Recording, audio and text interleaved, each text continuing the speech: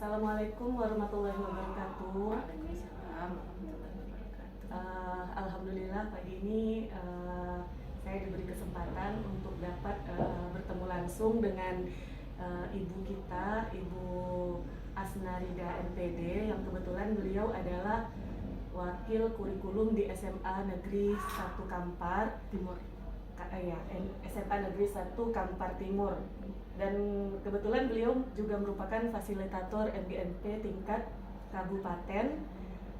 Beliau juga guru mata pelajaran fisika di SMA 1 Kampar Timur. Jadi kebetulan di sini saya berkesempatan untuk dapat berdiskusi dengan Ibu. Alhamdulillah pagi ini untuk mencari atau menanyakan beberapa alternatif solusi dari masalah yang telah saya identifikasi. Jadi di sini Bu, sebelumnya masalah yang saya identifikasi itu adalah yang pertama itu ada dua masalah. Yang pertama itu kurangnya ketertarikan siswa pada materi fluida statis. Jadi di sini kurangnya ketertarikan siswa ini berdampak pada siswa tidak fokus yang pertama. Yang kedua, mereka ketika dijelaskan dan diberi pertanyaan, mereka tidak menjawab mengerti atau tidak. Jadi diam saja, tidak ada respon seperti itu. Dan mereka juga kebanyakan ada yang mengantuk, ada yang berbicara dengan teman, jadi tidak terlalu nampak ketertarikannya pada materi tersebut. Yang kedua mungkin karena mereka tidak tertarik kepada materi, tentu berdampak kepada hasil pembelajaran.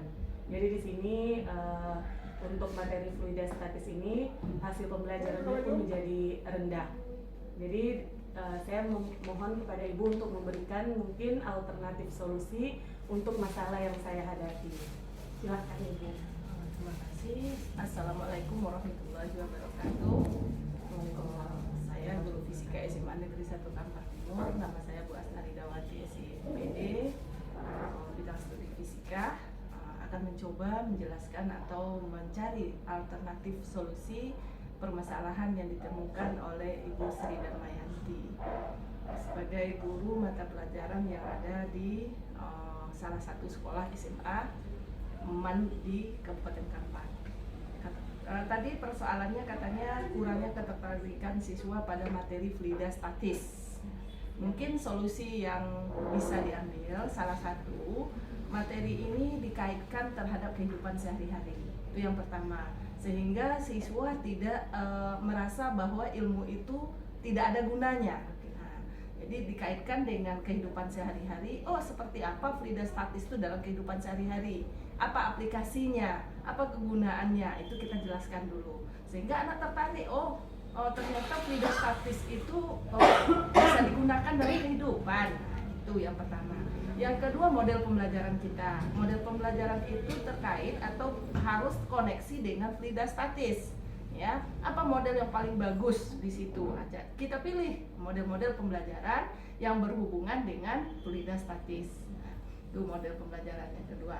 Yang ketiga, kita melibatkan siswa. Jadi kita bukan hanya sebagai guru yang terpusat pada materi tersebut, tapi kita mengajak siswa, mengaktifkan siswa sehingga siswa itu merasa dia terlibat. Nah, libatkan siswa sehingga pembelajaran itu memang betul-betul terarah atau terfokus pada siswa.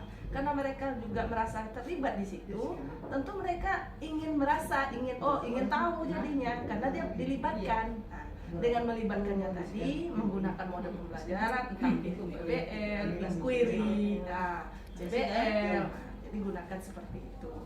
Nah, kemudian kalau sudah anak itu tertarik dengan mata pelajarannya, sudah tahu apa kegunaannya, tentu mereka berpikir, oh kalau begini saya harus mampu, harus tahu. Nah, kalau sudah bisa menguasai, otomatis hasil yang didapat itu akan lebih bagus. Itu Ibu rasa. Jadi penggunaan model pembelajaran yang tepat itu akan meningkatkan motivasi belajar siswa ya Bu? Iya, betul sekali. Nah, karena makanya kita sebagai guru harus bisa menskenariokan di dalam perangkat pembelajaran kita. Nah, karena kita sudah tahu kan materi ini bagusnya ke PBL atau inquiry. Nah, kemudian kita kan terlebih dahulu sebelum masuk materi ini kan kita harus tahu dulu karakteristik siswa. Seperti apa siswa ini sebenarnya, kan kita yang tahu, guru mata pelajaran. Nah, setelah kita tahu itu, oh anak ini sukanya menemukan, nah, berarti inquiry kita lakukan. Oh anak ini suka mencari problem, berarti PBL kita laksanakan. Gitu. Iya, oke.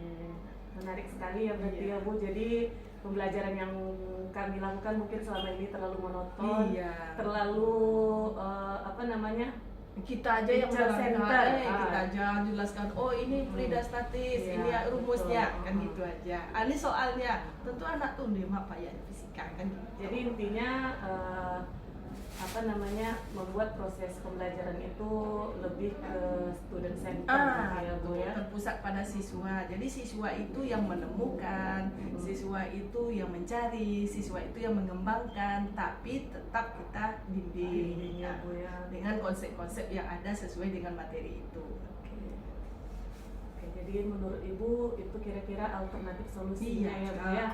Jadi harus yang pertama tadi mengaplikasikan pembelajaran ini ke dalam kehidupan sehari. Berarti ada di dalam indikatornya. Iya. Selanjutnya memilih model-model pembelajaran yang tepat, karena kan nggak semua model pembelajaran tepat sesuai dengan materi. Iya, betul. Kira-kira menurut Ibu untuk Frida statis ini sendiri itu model pembelajaran apa ya? Bagus, PBL.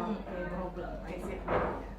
Selanjutnya kita harus mengerti karakteristik siswa ya Bu ya, karena selama ini mungkin metode kita ngajar kayak gitu karena kita nyamain aja. Iya, sama aja pokoknya siswa kelas 11 tuh kayak gini semua. Nah, jadi kita berlakukan semuanya sama. Padahal siswa itu kan antara satu dengan yang lain kan mereka punya perbedaan. Ada yang cepat nangkap, ada yang lambat, ada yang sukanya eksperimen aja, ada yang suka hitungan aja, materi aja gitu. Jadi kita harus kenal karakteristik siswa dulu. Ya Bu, mungkin sampai ya cukup di sini ya Bu ya yang saya tanyakan, tapi nanti kalau ada problem lagi boleh saya tanya lagi dengan Ibu ya, mohon bimbingannya ya Bu. Oke, sip. Di sini ada nampak Ibu kan rendahnya hasil belajar siswa. Mengapa rendah? Karena mereka tidak tertarik tadi. Iya. Otomatis lah kan. Berkesinambungan pasti ada sinkronisasinya. Anak tidak berminat belajar, otomatis hasilnya rendah. Hasil belajarnya ya, karena indikator yang kita harapkan tidak tercapai. Nah, tapi kalau kita lakukan yang seperti tadi, insya Allah indikator kita tercapai, anak menyenangkan, otomatis pembelajaran menyenangkan, kemudian mereka merasa itu adalah memang betul harus dipenuhinya, hasilnya tentu maksimal. Maksimal ya Bu ya. Sesuai dengan yang diharapkan. Luar biasa sekali penjelasan Ibu. Terima kasih banyak masukan serta penjelasannya itu luar biasa sekali. Terima kasih juga untuk waktunya Bu. Mungkin ke depan kita bisa ketemu lagi. Amin ya Allah. Baiklah, mungkin cukup sekian wawancara yang saya lakukan pada pagi hari ini dengan Ibu Asnarida MPD. Asnaridawati MPD. Sekali lagi saya ucapkan terima kasih banyak ya Bu ya. Sama-sama. Sukses ya. Iya Bu. Kak,